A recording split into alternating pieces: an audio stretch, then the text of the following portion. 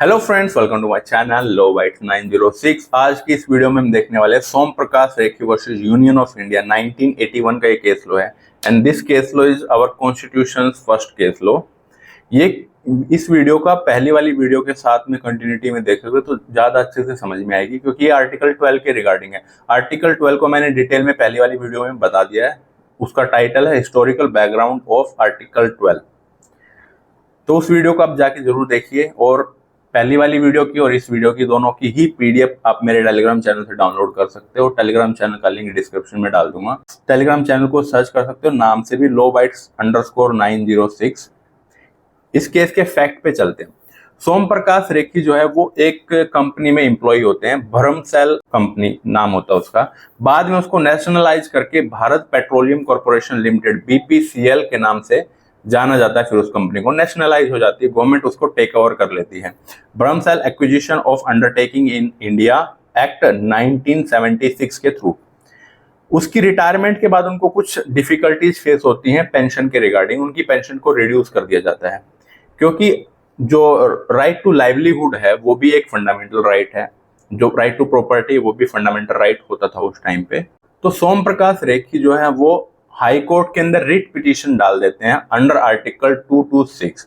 अब इस केस में लीगल इशू क्या राइज होता है, क्योंकि फंडामेंटल राइट के रिगार्डिंग अगर आपको रिट पिटीशन डालनी है तो वो सिर्फ आप स्टेट के अगेंस्ट ही डाल सकते हो, जबकि एक कॉर्पोरेशन है। तो लीगल इशू क्या राइज होता है? पहला लीगल इशू इसमें ये होता है, whether BPCL Bharat petroleum corporation limited is a government owned corporation fall under the definition of state as per article 12 of the Indian Constitution। क्या वो स्टेट की डेफिनेशन के अंदर आएगी या नहीं आएगी? दूसरा क्या है, whether the writ petition under article 32 और 226 is maintainable against BPCL। Obvious सी बात है, अगर वो स्टेट की डेफिनेशन के अंदर आएगी तो रिट पिटीशन हम लगा सकते हैं, अदरवाइज नहीं। तो कोर्ट की ऑब्जर्वेशन क्या रहती है इसमें? Supreme court held that BPCL is an instrumentality of state. BPCL जो है वो स्टेट की ही एक इंस्ट्रूमेंट है, स्टेट का ही एक अभिन्न अंग है। Thus falling within the definition of state under article 12, और वो स्टेट की डेफिनेशन में आता है। ऐसा उन्होंने क्यों बोला? क्योंकि उसको डिटरमाइन करने के कुछ क्राइटेरिया है। RD. Shetty versus union of India का केस लो मैंने जो पहली वीडियो में बताया था, उसमें बहुत सारे टेस्ट लेट डाउन किए गए थे कि उस टेस्ट को लगा करके हम ये पता कर सकते कि क्या वो अदर अथॉरिटी के अंदर आएगी अथॉरिटी या नहीं आएगी। तो उसमें ही ये सारे टेस्ट दे रखे थे, जिसमें से 3 इसमें लगाए गए हैं। जैसे financial aid and control, if the corporation receive substantial financial aid from the government.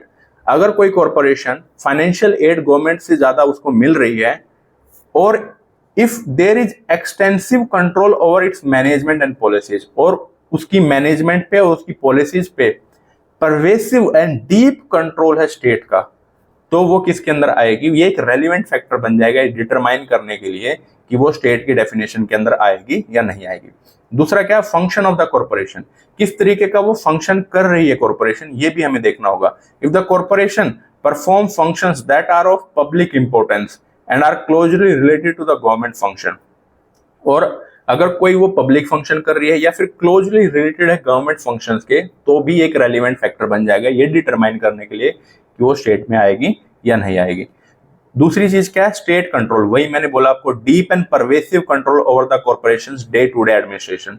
Day to day administration के ऊपर अगर स्टेट का डीप एंड परवेसिव, परवेसिव का मतलब है थ्रू एंड थ्रू, उसके मतलब हर एक डिपार्टमेंट में हर एक डे टू डे जो एडमिनिस्ट्रेशन होता है उस पर कंट्रोल होना स्टेट का, तो भी वो किसके अंदर एक रेलिवेंट फैक्टर बन जाएगी ये डिटरमाइन करने के लिए कि वो स्टेट के डेफिनेशन के अंदर आई। कोर्ट ने इसके पीछे क्या रैशनल दिया कि बीपीसीएल जो है वो स्टेट है, या फिर ये सारे फैक्टर्स हमें क्यों देखने होंगे डिटरमाइन करने के लिए कि वो स्टेट है कि नहीं है? Court held that we have to study the anatomy of the corporation. Corporation की चीर फाड़ करके हमें ये देखना होगा, एनाटॉमी मतलब अंदरूनी स्ट्रक्चर उसका ये देखना होगा कॉर्पोरेशन का, कि वो किस तरीके से बनी है। क्या वो स्टैट्यूट से बनी है, क्या वो किसी स्टैट्यूट के अंदर रजिस्टर्ड है, या किस तरीके से उसका कंट्रोल किया जा रहा है, कौन उसको फाइनेंस एड प्रोवाइड कर रहा है, ये सारी चीजें हमें देखनी होंगी उस कॉर्पोरेशन की। Under article 12 we have only an inclusive definition वो एक इंक्लूसिव डेफिनेशन है, कंक्लूसिव डेफिनेशन नहीं है। इंक्लूसिव डेफिनेशन क्या होती है? जिसके अंदर बहुत सारी चीजें और निहित हो सकती हो और समा सकती हैं उसके अंदर। कंक्लूसिव होती है, कंक्लूड हो गया कि बस उसके अंदर वही 4-5 चीजें होंगी, उसके अलावा आप कुछ भी उसके अंदर इंक्लूड नहीं कर सकते हो over a period of time. तो आर्टिकल 12 की जो डेफिनेशन वो एक इंक्लूसिव डेफिनेशन है, ना कि conclusive definition. One thing is clear, any authority under the control of government of India comes with in the definition. कोई भी अथॉरिटी जो कंट्रोल में है गवर्नमेंट ऑफ इंडिया के, वो किसके अंदर आएगी? डेफिनेशन के अंदर आएगी, स्टेट की। Before expanding on this theme we may scan the statutory scheme, the purpose of the legislative project and the nature of the juristic instrument। juristic instrument का मतलब है वो कॉर्पोरेशन या अथॉरिटी जिसको हम स्टेट की डेफिनेशन के अंदर लाना चाहते हैं। It has created for fulfilment of that purpose. वो किस पर्पज को फुलफिल करने के लिए बनाई गई है, वो लेजिस्लेटिव प्रोजेक्ट हमें देखना होगा, किस पर्पज के लिए बनाई गई है वो देखना होगा। Where constitutional fundamentals vital to the survival of the human rights are at stake, functional realism, not facial cosmetic, must be the diagnostic tool for determining the true character of the corporation। Court क्या कहना चाहता है? जब भी fundamentals जो है, constitution fundamental जो survival मतलब फंडामेंटल राइट्स जो कि एक ह्यूमन के सर्वाइवल के लिए बहुत जरूरी है, वो जब स्टेक पे होंगे, वो दाव पे जब लगे होंगे, तो हमें रियलिज्म के ऊपर जाना होगा। रियल पिक्चर देखनी होगी उस कॉर्पोरेशन की, ना कि उसका फेशियल कॉस्मेटिक। फेशियल कॉस्मेटिक का मतलब क्या है? ये नहीं कि अच्छा वो तो एक प्राइवेट इंडिविजुअल या प्राइवेट कंपनी है, अगर वो गवर्नमेंट फंक्शंस कर रही है और उसके ऊपर गवर्नमेंट का अच्छा कंट्रोल है और फाइनेंस एड भी गवर्नमेंट के द्वारा प्रोवाइड की जा रही है, तो हमें उसके फेशियल कंस्ट्रक्ट पे नहीं जाना है, उसके पीछे का रियल इंटेंट देखना होगा, रियल पिक्चर उसकी देखनी होगी, क्योंकि फंडामेंटल राइट्स जो है वो दाव पे लगे हुए हैं। वो डायग्नोस्टिक टूल होंगे, उसका रियल जो इंटेंट है वो होगा डायग्नोस्टिक टूल उसके कैरेक्टर को जांचने के लिए। Supreme court further emphasize that the term state under article 12 is not restricted to the executive and legislative organs of the state but also includes agents and instrumentalities of the state।